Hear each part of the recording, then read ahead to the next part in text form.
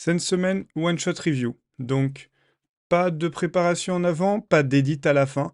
Juste ma review en live au fil, euh, au fil du replay. On est donc avec un deck de machine à chercher qui a une certaine capacité de grind avec le Rico. On ouvre avec le Rico et la prison dimensionnelle. Il n'y a pas besoin d'ouvrir avec le Gearframe tout de suite parce que le Gearframe a une, ça a son effet son effet ou plutôt son intérêt qui s'applique immédiatement là où un Rico, il lui demande un temps d'avance, un tour d'avance. C'est Rico, il s'active à T plus 1 alors que Machine à Gearframe se lance T0. Donc on prépare le Flip Monster avant d'invoquer le monstre à invocation le monstre à invoquer face up au tour suivant. Il existe des fois où on pourrait aller dans l'autre sens, où on pourrait garder le Rico pour quelque chose de plus intéressant, mais dans le doute, on met un Rico en premier. La prison dimensionnelle qui est posée, qui est activée sur le zombie gobelin, on est donc en face d'un deck zombie. On peut commencer à faire le tour des zombies qui sont possibles dans le deck adverse. L'invocation de Gorz, je pense que je réponds directement par le Rico. Euh, Est-ce Je réponds par le Rico au cas où il y aurait un monarque, je dirais, j'ai envie de le balancer tout de suite. Le fait de répondre immédiatement par le Rico, par contre, ça a le problème que le Rico est désormais en position d'attaque, donc ça laisse une fenêtre d'entrée dans vos points de vie pour l'adversaire. La compulsory qui est posée ensuite, il choisit de prendre le coup. Hum, et conserver la compulse, il aurait pu s'économiser ça. Pour le moment, notre joueur n'a pas de très bonne manière de gérer, sauf s'il balance le Sidra avec la machine à forteresse. Euh, Dans la situation actuelle, on a donc, comme on se pose la question, qu'est-ce qu'il peut bien y avoir comme monstre face caché. Aussi, on prend note qu'aucun piège n'a été posé par l'adversaire, sachant que Gorge a déjà été lancé dans la partie. On peut en supposer qu'il n'y a pas de carte magie ou piège pardon, qu'il n'y a pas de carte piège dans la main de l'adversaire. Effectivement. Euh, savoir ce qu'il y a dans la main de l'adversaire, bien sûr, on ne le sait pas immédiatement, mais c'était pour vérifier que ma théorie était correcte. Il choisit de ne pas attaquer avec Machina Gearframe, ce qui est une bonne idée parce que il veut pas taper les euh, Pyramid Turtle. Le- D'autant plus que maintenant on a un zombie gobelin qui est déjà parti, ça veut dire que la chance que la carte fasse cacher soit un zombie gobelin, pardon, il reste aussi le Sengan pour le coup. Donc on va dire qu'il y a deux ou trois Pyramid Turtle dans le deck adverse, il y a un Sengan dans le deck en face. Il y a un Sengan et un gobelin zombie qui sont fonctionnellement identiques dans le deck en face. Il choisit de cibler le monstre face caché qui s'avère être le Sengan. Donc il se fait punir sur ça, mais la théorie était effectivement que c'était Tortue Pyramide.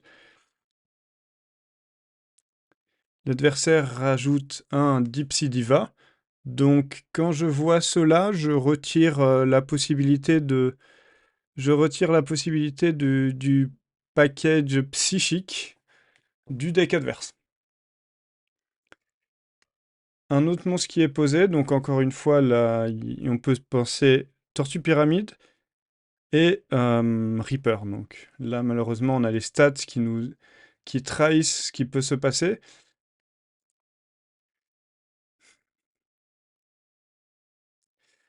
Le, le deck machiné qui fait pas grand chose pour le moment, là, qui se fait un peu saigner petit à petit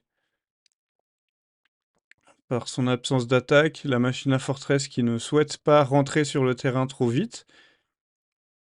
Maintenant qu'il y a un piège, c'est encore pire. Maintenant qu'il y a un piège en face. Aussi, on doit garder en compte le nombre de monstres ténèbres qui est en face. Donc il y en a deux. Par contre, le pot d'avarice est peut-être prêt à l'emploi. La question est, est-ce qu'on balance le forteresse avant de faire le pot d'avarice ou on lance le pot d'avarice tout de suite? Est-ce qu'il y a quelque chose qu'on aimerait piocher à travers le pot d'avarice en le lançant tout de suite? Il décide finalement d'attaquer, ce qui est un peu étonnant, sachant que les tours précédents, il l'avait pas fait. Et l'adversaire révèle son typhon d'espace mystique. Donc pour le moment, comme ride de la main de l'adversaire, on a uniquement le fait que si il a un piège, c'est la carte qu'il vient de poser. Est-ce qu'il y a d'autres cartes qu'on aurait pu qu'on retire, qu'on suppose que l'adversaire n'a pas?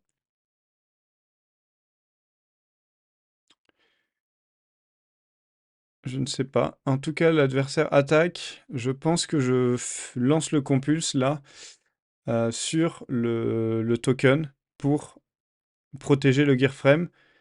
Ensuite, on a une attaque dans les points de vie de l'adversaire, c'est sympa.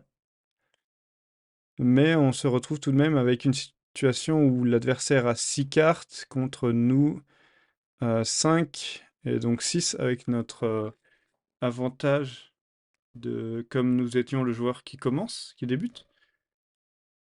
Donc là, on est tout de même à -1 en termes de CA.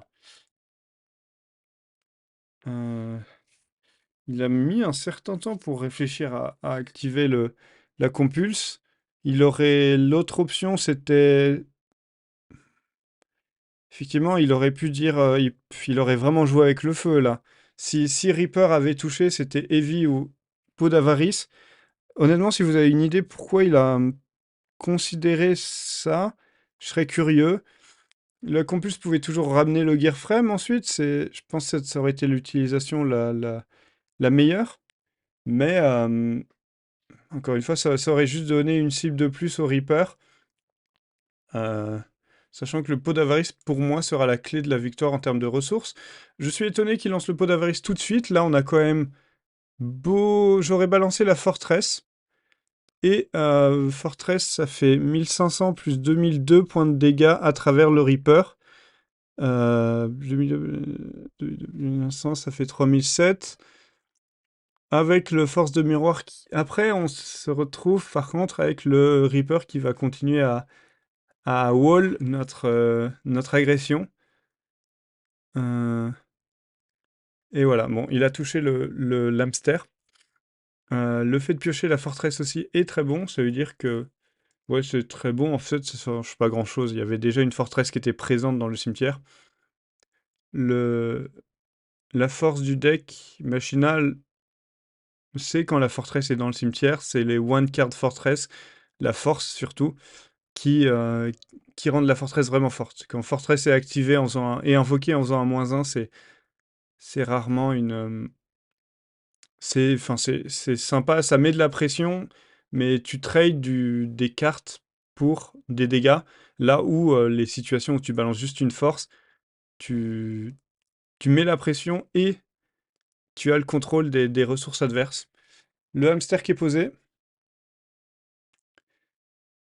la force de miroir qui l'est aussi.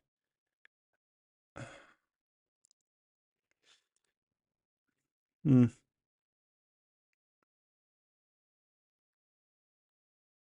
Et on va terminer notre tour sur ça. Ah, il choisit de protéger sa forteresse. Hmm. Smashing Ground est une possibilité dans le deck adverse. Cyberdragon main deck, non. Euh, Si l'adversaire utilise un monarque, ça trigger Fortress, donc je je sais pas vraiment quel est l'intérêt. Ouf, là l'adversaire qui joue avec le feu, hein. Le on peut même se poser la question, bon bien sûr, l'adversaire en soi, il doit qu'est-ce qu'il sait sur notre monstre face cachée? Il sait rien du tout. Donc on va supposer que c'est un des monstres de base du deck Machina HRC, donc Rico, Hamster, et Zombie épidémique, peut-être? Je ne vois pas d'autres monstres que Machina ACRC pourrait 7. Euh, Ouais. En tout cas, est-ce qu'il prend un gros risque là? Il espère que ça trade avec le Rico. Est-ce qu'on peut se dire, bah, si l'adversaire réfléchit si on considère que l'adversaire est très bon, on va se dire, ok, il a considéré l'option aussi hamster, ce qui voudrait dire pour moi qu'il a aussi un Caius dans la main, ou en tout cas n'importe quoi pour se débarrasser du Spirit Reaper si le Spirit Reaper est toujours en vie à la fin du combat. Euh, Donc, ça me donnerait envie d'activer Force de Miroir. Ça, c'est la possibilité. Dans tous les cas, s'il fait Caius, il bannit le Rico, certainement. Au niveau des pièges... Ah non, il y a effectivement le dad. Ouais, effectivement, donc la Force de Miroir, en plus, il faut pas l'activer, clairement. Bon, il se coupe sur ça. On rentre dans les side de deck, donc on réfléchit à ce qu'on va mettre dedans, ce qu'on va retirer. Au niveau Machina, il y a certainement des Kaiku qui vont être rentrés. Et on s'attend clairement à des cyberdragons qui rentrent dans la deck de l'adversaire. Des cyberdragons, c'est la seule carte que je vois pour le deck adverse. Peut-être des Smashing Ground aussi, du one for one removal. C'est les deux cartes que je vois l'adversaire rentrer. Oups. Donc, l'adversaire commence, l'adversaire pose. Il n'y a pas de T7. Donc ça veut dire soit Gorz, soit il n'a pas de piège. Est-ce qu'il y aurait une carte? Oui, effectivement, Gorz, ça dit Gorz. La machine à guerre frame est invoquée. Et je ne tape... Ah, ou on peut faire machine à guerre frame, invoque, cherche forteresse, double pitch. Là, il y a moyen de taper très fort, là, avec... s'il décide de jeter toute sa main. Par contre, ça se fait sérieusement wall par les tortues pyramides. Donc je pense que je me contenterai d'invoquer la forteresse. Et ça fait que j'empêche l'adversaire une... de terminer sur un gobelin zombie. Donc si le Gearframe avait tapé une tortue pyramide, qu'est-ce qu'il aurait fait? Bah, on aurait arrêté la battle phase sur ça. Il décide de taper avec la machine à forteresse. Il s'attendait à ce qui est le Gorz. Euh, Ça me fait dire, j'aurais peut-être tapé le monstre face cachée avec la machine à forteresse. Puisque gagner ces 700 points de dégâts... hmm, bof. Voilà, sachant que le fait d'attaquer avec Gearframe, il n'y avait pas vraiment de risque que Gearframe n'ait pas assez d'attaque dans le deck adverse. Il n'y a pas de monstre à 2000, donc je pense que j'aurais économisé ces 700 pour limiter le potentiel impact du token.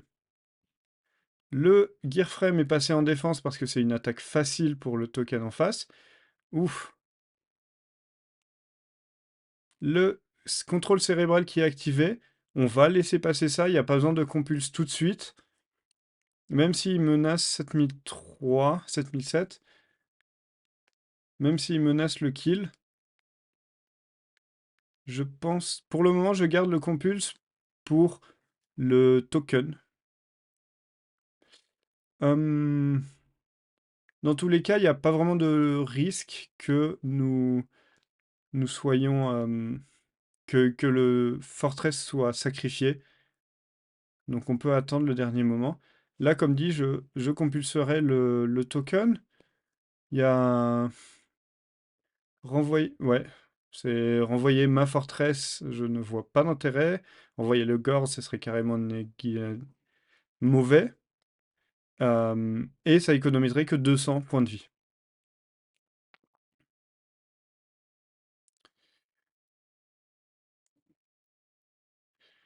Donc, il maîtrise effectivement ça. D'accord, il décide de sacrifier notre forteresse pour poser un monstre. Euh, c'est vrai que il y a quelle carte? Il y a de base j'aurais pensé Ryu Kuki, à la rigueur Dark Dark Spirit. On a vu en regardant la main de l'adversaire, parce qu'on avait le replay, on a vu qu'il y avait des malicious dans la main adverse parce que c'était un deck Mali zombie. Euh, On peut effectivement, je pense que c'est tout à fait ok de supposer que ça peut être un Mali en se disant bah ok c'est cette version-là, même si en soi lors de la première partie, à aucun moment l'adversaire ne nous a montré qu'il s'agissait de ce deck-là. Ouais, Dark the Spirit, ça nous mettrait très très mal si c'était le cas. Après c'est rarement joué, c'est voilà. Soit on se dit ok c'est certainement Malicious et c'est cette version de Zubi qu'il y a. Le fait qu'il y a une diva aussi, ça conforte dans cette théorie. Ça me conforte dans cette théorie. Sinon, on peut supposer que c'est une des cartes zombies un peu niche, mais à ce moment-là, on peut prendre le risque de sur-cuisiner le truc, de sur-supposer que l'adversaire a des bonnes cartes, et au final, on va jouer autour de cartes qui n'existent pas, euh, parce qu'elles sont pas jouées, parce que en pratique, elles sont pas assez puissantes. C'est là où tester un peu tous les decks, c'est pratique. Ça permet de savoir pourquoi une carte n'est pas jouée en soi. C'est quand on voit. Il y a beaucoup de cartes, quand on les voit, on se dit ah, mais ça a l'air trop bien. Et en fait, bah, c'est pas ouf lorsqu'on le joue. Et donc là, on peut dire ok, bah maintenant je peux dire qu'il n'existe pas, je sais pourquoi c'est pas joué. Parce que dans les situations où la carte n'est pas fantastique, bah, elle est carrément mauvaise. Mais après, ça prend du temps, donc c'est un certain trade-off à réfléchir. Revenons dans notre situation là. Ok, si... Non, de toute manière, ça peut pas être le Ryukuki. Le Ryukuki aurait été invoqué en attaque.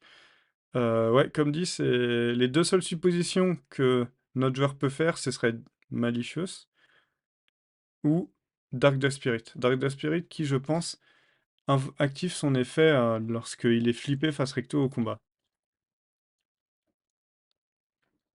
Je recherche ça. If this card cannot be special summon, this card... blablabla. If this card is normal summon or flip face up. Oui, donc si c'est le Dark the Spirit, il fait il fait ça durant le tour. Après ça fait qu'il détruit aussi l'Ogors. Mais ça nous limite au niveau des kills. Si on suppose qu'en face, le monstre n'a pas d'intérêt, peut toujours se dire qu'il y a un trag, même si c'est un one-off. Là, en tout cas, il y a clairement de quoi tuer. Force, force, ça fait fortress, fortress. Si on a une troisième force, le Gearframe ira chercher cette haute force. Ou on peut garder le Gearframe en se disant qu'on va piocher un peu d'avarice. En tout cas, force, force, ça fait une forteresse qui tape, qui crache dans Gorz, qui le détruit. Si on envoie notre 4 étoiles pour taper là-dedans, ça fait Si on envoie notre 4 étoiles, ça fait que ensuite on peut taper à 2002. On n'a pas de kill. Je ne vois pas de kill en tout cas. Hum,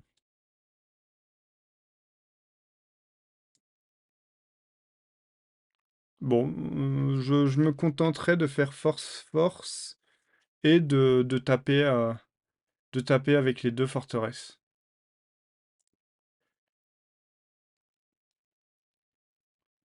Ok, il décide de lancer le Gearframe. Ça dit que ça prépare pour une forteresse le, quand il piochera un Sidra. Ok. Il est à 2002. Là, je pense qu'on va clairement passer le Gearframe en équipement pour limiter les dégâts en termes de Sidra. Même si je pense qu'une Sidra clôturera la partie parce que il suffit qu'il y ait à peu près n'importe quel autre monstre et c'est soit terminé. Là, en face, il y a 3 darks. On pouvait pas y faire grand-chose. Je pense que la situation a un peu de... Touk touk.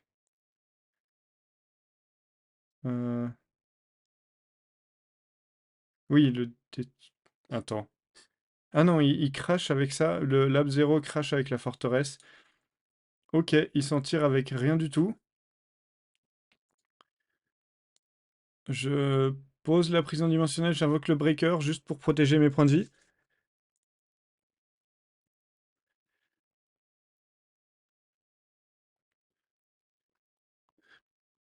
Ok. Aïe, aïe, aïe. Ah, il y a plus de... Il y a plus de target, je suppose, dans le deck adverse. Est-ce qu'on balance le Gearframe avec la forteresse, juste pour mettre plus de pression? Si c'est un gobelin zombie ou si c'est un Sangan, on a le kill. Je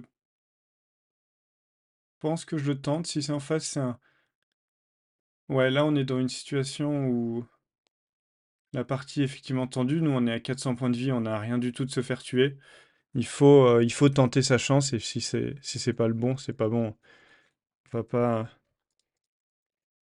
on va pas faire de petites économies dans cette situation-là. Tortue pyramide, ok, on ne va pas continuer l'attaque. Zombie gobelin, et je pense que c'est fini. C'est fini, ça fait brio, brio renvoie, et puis c'est peuclé.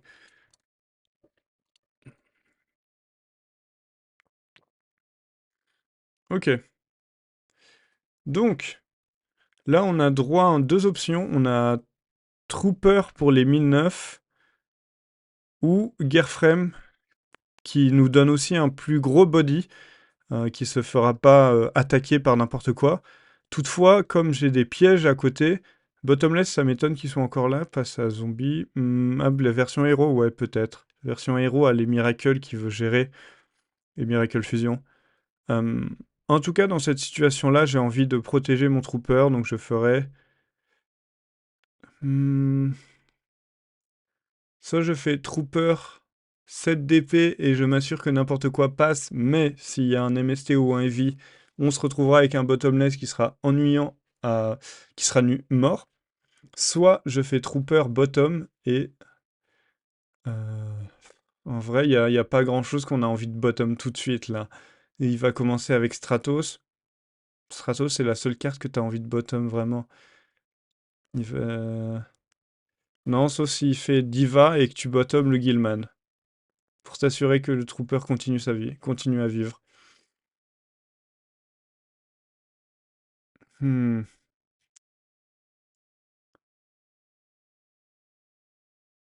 Oh, oh, oh. Bon, bah, je partirai sur. Je reste sur Trooper Bottom. Le... Là encore, on a Heavy, donc si on peut se dire, ok, bah si il nous MST notre. Si nous MST notre des prisons et qu'on se retrouve et qu'il invoque un gros monstre, on a de quoi taper ensuite. Ah, mais après, si ce gros monstre c'est Kalidor, on est vraiment mal. Non, le bottom semble plus safe. Ok, il décide de jouer cette version-là, qui permet notamment de gérer les Kalidor, de gérer, pardon, les recruteurs. Euh,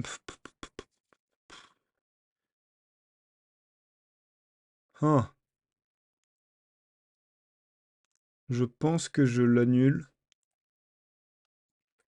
Après, on a déjà une forteresse dans le cimetière. Bon, on a une forteresse au cimetière, donc dans le cas de Gearframe, il est déjà à sa puissance max, puisqu'il peut directement chercher force. Par contre, on a forteresse, pardon, pot d'avarice, que on veut continuer à remplir. Donc, je protège. Euh, Là, effectivement, de la part du joueur adverse, il aurait pu faire l'attaque dans l'autre sens. Qu'est-ce qu'il aurait perdu s'il avait fait l'attaque dans l'autre sens? Le seul risque de l'autre sens, c'est que nous, on laisse passer le coup et que ce soit un Gorz qui soit derrière parce qu'on avait posé Legacy of Yatagarazu. Bon, ok. Ok, donc là, nous, notre game plan, il arrive à se dérouler très très bien.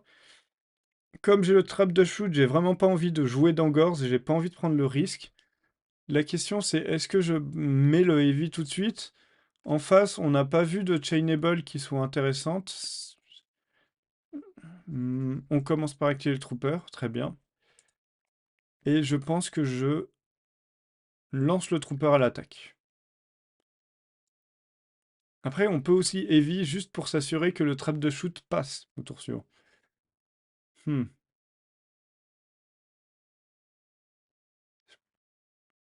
Mais en tout cas, si le trap de shoot il passe, on a la game qui est quasi assurée. Ouais, donc je pense que je le lâche, ouais. Ça gère à la fois des prisons, ça gère aussi des prisons et quoi? Et donc MST ou Dust, pour protéger notre de shoot. Ok, il décide de y aller à fond. Ouais, ok. Ouais, moi je suis pas... Ah, si, ok. Il fera un petit token. Ok, ouais, ouais. Ouais, là il le met très bas en point de vie. Grosse pression. Ok. Miracle Return TT. Miracle Return TT. Infernal Prodigy. Et on va... C'est pardon, l'Infernal Prodigy qu'on va renvoyer. Parce que il y a le Miracle. C'est la seule chose qui donne Miracle Live. Et à partir de là, tout ce qui lui reste, c'est Return qui va invoquer lui, qui peut ensuite Torot TT. Bon, la partie, elle est quasiment gagnée, là. Il suffit de renvoyer le Prodigy. Maintenant, ça, tout ça, c'est connu. Il pose tout. Nous, on tente l'attaque. Non, pardon. Stand-by. Il dit OK. Oh, oui, bien sûr. Et bah là, c'est fini. Le Gearframe qui va protéger du TT. Trooper 1003. Et... Non, on peut pas activer le pot d'avarice. On va taper. Voilà, merci pour votre visionnage. Ce que je retiens du replay, il y avait cette question sur laquelle on avait mis du temps, c'était le qu'est-ce qui pouvait être posé comme monstre à sacrifice. Parce que quand l'adversaire pose un monstre à sacrifice, bah, ça limite beaucoup au niveau des actions, puisqu'il n'y a pas grand monstre qui se pose dans les sacrifices. Euh, Et il y avait aussi la question de l'ouverture de la Game 3 qui était intéressante. Il a choisi de mettre la DP en premier, puisque souvent le DP se met après bottom, parce que comment dire, bottom a un timing de d'activation beaucoup plus restrictif que DP. Et là, il choisit de faire dans l'autre sens. Il se dit que ça protège des flotteurs, des chercheurs, des gobelins zombies, des Sangan et des pyramides turtle, parce que dans le reste de son main, il n'avait pas grand-chose. Et il se dit aussi, effectivement, quand j'y pense, les monstres à bottom du deck adverse, qu'est-ce que c'est? Ben, globalement, c'est Absolute Zero. Non, Absolute Zero ou Diva. Diva, soit on bottom le Guilman, soit on bottom le synchro qui ira adverse. Après, il y a 3 divas. Il y a 2 gobelins, un sangan, 2 pyramides turtle, on va dire. Donc il y a 5 flotteurs. Donc c'est plus probable qu'il ouvre sa partie avec les, avec ses flotteurs. En plus, bah, encore une fois, même il a fini par ouvrir par Diva, mais la Diva s'est pris la déprison. Même si là, comment dire, c'est tout à fait débattable. Hum, et, et donc c'était intéressant de voir ça. On peut regarder aussi, une fois que j'ai vu la partie, en essayant de débattre de façon pour chaque action, je pense que ça vaut le coup de regarder la partie en mode fast forward, juste pour voir exactement quel était le flow de la partie, pour comprendre le flow. Donc là, lui, le deck Machina avait le contrôle sur le board en gérant la précision dimensionnelle. L'adversaire reprend le contrôle du board avec le Gorz. Est-ce que Là, donc, le joueur de Machina n'avait pas grand-chose qu'il pouvait faire pour jouer autour de Gorz. Le joueur de zombie se met bien là. Il prend les ressources. Il a Dad qui est prêt. Enfin, il a Dad qui attend patiemment son moment. Et là, je pense que c'était une des erreurs du deck du joueur de zombie. C'était sous le Spirit Reaper en attaque qui a été un gouffre pour ses PV. Il a pris donc presque la moitié de ses points de dégâts. Et c'est vraiment triste parce que la main de l'adversaire était... Parce qu'il avait une bonne main, mais qui manquait de défense. Et le fait que le Reaper soit mis en attaque, ça lui a donné... c'est... Ça donne une porte d'entrée. Et effectivement, c'est un des défauts intéressants à noter de Spirit Reaper, c'est que c'est une porte d'entrée à vos points de vie. Quand il est en position d'attaque, vous êtes quasiment... C'est comme si il donnait à tous les monstres de l'adversaire, votre adversaire peut attaquer, ce monstre peut attaquer directement vos points de vie. Parce que il pourrait avoir le plus gros monstre, le plus grand token, le plus le plus Blue Eyes White Dragon, avec le plus d'attaque, plus de défense à côté. Il se contentera d'attaquer le Reaper et il me mettra quasiment l'entièreté de l'attaque de ces monstres dans vos points de vie. Pour cette autre partie, il commence bien parce qu'il commence avec son flotteur. Le, le deck Machina aura plus de mal à gérer cela. Non, quoique, enfin, il tape simplement. Il n'a pas de Caius, là, dans la main. Il tente un kill shot qui se... qui est intéressant. Là, il cherche à répondre. Le kill shot, donc, qui lui a juste coûté un brain en soi. C'était intéressant. Si c'était un bluff qui était posé de la part du Machina, ça aurait été fini. Et l'adversaire qui est trop bas en PV, qui a manque de défense en soi. On voyait clairement la limitation des normal summon où le breaker, durant tout le temps, durant le tour précédent, c'était un -1. Et là, tout ce qu'il fait, c'est chercher, c'est invoquer un Gemini Elf avec son breaker. Game 3, là, il ouvre avec Card Trooper qui débloque directement le Gearframe puissance max. Et d'épée qui protège le trooper. Bottomless qui est posé en premier. On peut débattre de poser Bottomless cet été toujours, parce que si on s'attend à ce que plus tard on invoque un gros monstre, un Stardust par exemple, bah, le bottom il est plus intéressant. Là, au niveau du joueur adverse, il fallait espérer résoudre le return, mais le Mali qui faisait mal, et le Machina qui mettait la pression. Et c'est... Bon, au final, il aurait pas gagné parce que il a montré qu'il aurait pioché le Solemn Judgment, mais qu'est-ce qu'il aurait pu piocher? Qu'est-ce qu'il aurait pu piocher? S'il avait pioché un Greffeur, par exemple, il aurait pu retourner la partie. Et donc, le fait que notre joueur de Machina ait tapé directement les points de vie adverses avant même de résoudre son dodge shoot, ça a retiré un tour à l'adversaire. S'il avait joué le play plus conservateur que moi je considérais, il aurait donné un tour de plus, et ce qui aurait donné effectivement l'option de piocher un Griffeur des Ténèbres qui aurait retourné la partie en deux. Voilà, j'espère que vous avez pu apprendre grâce à ça, et je vous souhaite un bon week-end.